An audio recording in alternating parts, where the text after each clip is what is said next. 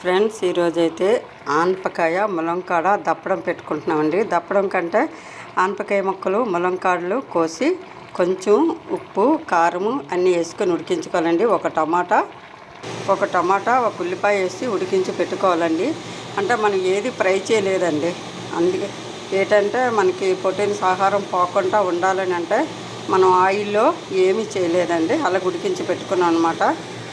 కొంచెం చింతపండు గుజ్జండి, అలాగే కొంచెం కందిపొడి అండి. ఇది కందిపప్పు, శనగపప్పు, అలాగే పెసరపప్పు 3 రకాల పొడులు అండి ఇవి.